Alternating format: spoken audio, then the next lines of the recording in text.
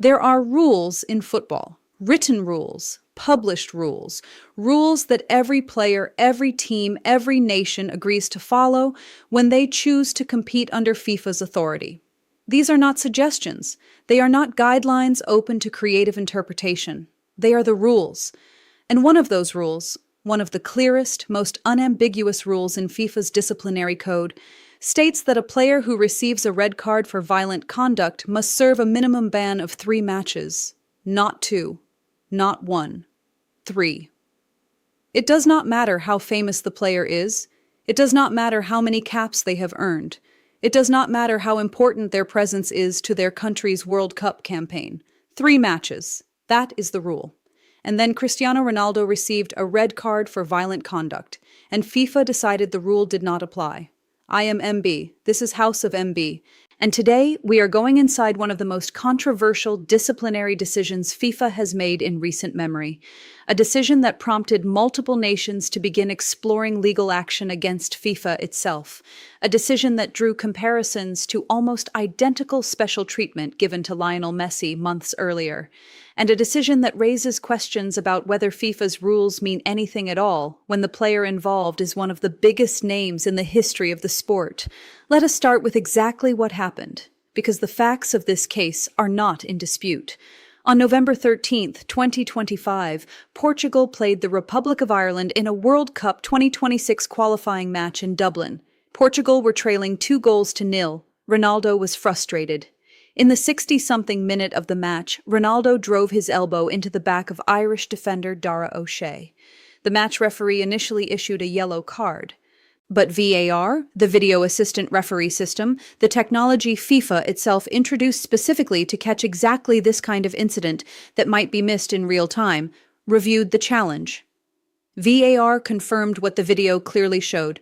Ronaldo had used his elbow on O'Shea's back. The yellow card was upgraded to a red. Ronaldo was sent off. He reacted by making a crying gesture toward the Irish crowd as he walked off the pitch, mocking the supporters of the team whose player he had just elbowed. And before he even reached the tunnel, he was involved in a heated exchange with Ireland's manager, during which he appeared to suggest the Irish manager had somehow been responsible for pressuring the referee, a claim the Irish manager flatly and publicly rejected. Portugal lost the match 2-0. It was their first defeat in qualifying. And Ronaldo faced a disciplinary process that, under FIFA's own published rules, should have had a predictable outcome. FIFA's disciplinary code is explicit on violent conduct. A minimum 3-match ban. That is the mandatory minimum. Ronaldo had 1 qualifying match remaining, against Armenia. If he served his ban during that match, which he did, he would still owe 2 more matches of his suspension.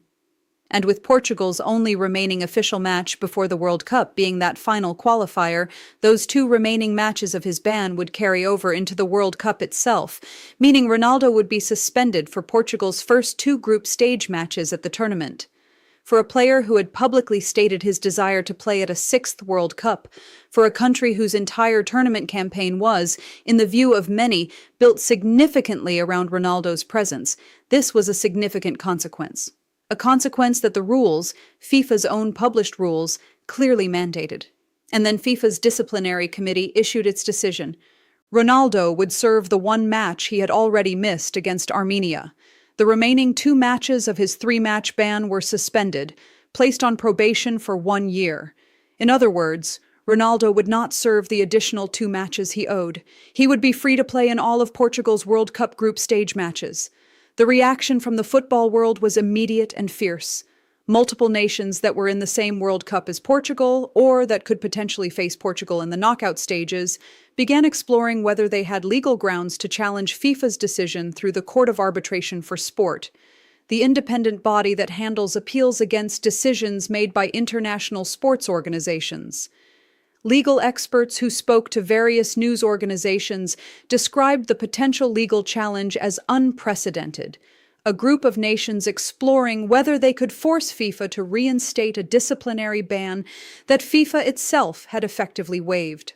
The Daily Mail reported that the nations exploring legal action were doing so on the grounds that FIFA's decision was unfair, disproportionate, and inconsistent with how the same rules had been applied to other players in comparable situations, and that the suspension had created what they described as competitive harm by allowing Portugal to field a player who should, by the explicit terms of FIFA's own rules, have been unavailable for the opening matches. FIFA's justification for its decision was itself revealing. The disciplinary committee stated that it had taken into account Ronaldo's clean disciplinary record over his international career, noting that the red card against Ireland was his first in 225 previous international appearances. They invoked Article 27 of FIFA's Disciplinary Code, a provision that gives FIFA's disciplinary bodies some discretion in exceptional circumstances to adjust the enforcement of bans. Critics of the decision pointed out, with considerable justification, that exceptional disciplinary records are not typically considered grounds for reducing mandatory minimum bans for violent conduct, and that if such a consideration were applied consistently, it would effectively mean that players who had maintained clean records throughout their careers could commit violent acts toward opponents with reduced consequences. One football governance expert noted the obvious problem with this logic. The rule says minimum 3 matches for violent conduct regardless of prior record. Prior clean record is not listed in the code as a mitigating factor for violent conduct bans. If FIFA can simply invoke Article 27 to reduce mandatory bans whenever the player involved has a good prior record, then the mandatory minimum is not actually mandatory. It is a suggestion that can be set aside whenever FIFA chooses. And here is where the story becomes even more significant, because the Ronaldo decision did not happen in isolation. Just months earlier, FIFA had faced almost identical criticism over its handling of a disciplinary matter involving Lionel Messi, Ronaldo's great rival and arguably the only player in the modern game with comparable global commercial significance. During the 2025 Club World Cup, a tournament FIFA itself had recently expanded and was investing enormous commercial energy into, Messi had also been involved in an incident that, under standard application of FIFA's disciplinary rules, should have resulted in a ban. FIFA's handling of that Messi situation was also criticized by observers as inconsistent with how the same rules would typically be applied to a player without Messi's profile and commercial significance. The specific details of the Messi situation at the Club World Cup differed from the Ronaldo red card case, but the pattern was the same. A globally iconic player, central to the commercial appeal of a FIFA-sanctioned tournament, finding themselves in a situation where the full application of FIFA's rules would result in their absence from competition, and FIFA finding a way to ensure that absence did not happen. When critics drew the parallel publicly, pointing out that FIFA appeared to have bent its rules to protect its 2 biggest commercial assets, arguably the 2 most recognizable individual players in the sport's entire history, from disciplinary consequences that would have applied to any less commercially significant player, FIFA found itself in an extraordinarily uncomfortable position. The timing of FIFA's announcement regarding Ronaldo's ban added another dimension to the controversy. The Daily Mail specifically noted that FIFA made its decision just 1 week after Ronaldo had a meeting with U.S. President Donald Trump. The proximity of these events, a meeting with the American president, followed by an unprecedented disciplinary ruling allowing one of football's biggest stars to play at a World Cup hosted in America, was noted by multiple journalists and commentators. FIFA did not publicly address this timing question. Now here is what most Ronaldo fans actually do not know, and what makes this story bigger than just one red card decision. This is not simply about whether Ronaldo personally received favorable treatment. The deeper issue is what FIFA's handling of this situation reveals about how FIFA's rules function when commercial interests are in play. The World Cup 2026 is being held in the United States, Canada, and Mexico. FIFA has invested enormous commercial energy in making this the biggest World Cup in history, with 48 teams, more matches than ever before, and an ambition to reach entirely new audiences in North America. Portugal, and Ronaldo specifically, represent a significant commercial draw for this tournament. Ronaldo is one of the most followed individuals in the history of social media. His presence at a World Cup generates engagement, viewership, and commercial interest on a scale that very few other individual players can match.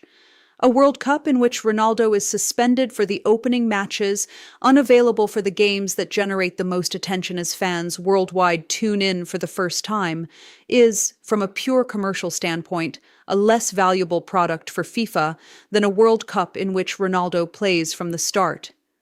This does not mean FIFA's disciplinary committee sat down and explicitly decided to protect commercial interests. The process is more subtle than that. But it does mean that the environment in which that decision was made, the environment in which Article 27 discretion was invoked to reduce a mandatory minimum ban, was one in which the commercial consequences of the alternative outcome were not invisible to anyone involved. And here is the thing that should concern every football fan, regardless of whether they support Ronaldo or not, regardless of whether they believe the red card ban should have been reduced or not.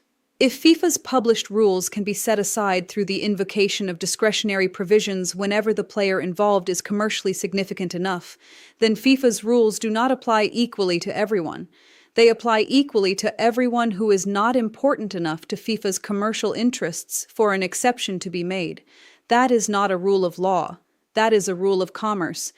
And every player who has ever served a mandatory ban that a FIFA disciplinary committee did not see fit to reduce, every player who missed important matches because they were sent off for violent conduct and served their full ban as the rules required, was treated differently from how Ronaldo was treated in November 2025. Was it because their prior record was worse than Ronaldo's 225 appearances without a red card? Perhaps in some cases.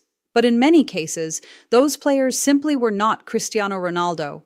They were not the kind of player whose presence at a tournament FIFA had enormous commercial interest in protecting, and the Court of Arbitration for Sport process that multiple nations were reportedly considering would, if it ever proceeded, have forced exactly the kind of public examination of FIFA's decision-making process that FIFA had every reason to hope would never happen. At the time of publishing this video, the 2026 World Cup is underway. Ronaldo is playing. Portugal are in the tournament. Whether the nations that reportedly explored legal action ever formally filed a case with CAS and what the outcome of any such proceedings might be are questions that are still unfolding. But the fundamental questions this case raised about how FIFA applies its own rules are not resolved by the tournament simply proceeding. They remain open. They deserve to be asked, and they will continue to define the conversation about FIFA's governance for as long as the pattern they reflect continues. The secret FIFA never wanted Ronaldo fans to know is not that Ronaldo is a bad person. It is not that his career achievements are somehow diminished. It is something simpler and more uncomfortable than that. It is that the rules that govern the sport you love are not always applied equally, and that the factor that determines whether those rules apply to a given player sometimes has less to do with what the rulebook says and more to do with how commercially significant that player's presence is to the organization that writes the rulebook. I am MB. This is House of MB. If this video made you think differently about how FIFA's rules actually work, share it, subscribe, hit the bell, and I will see you in the next one.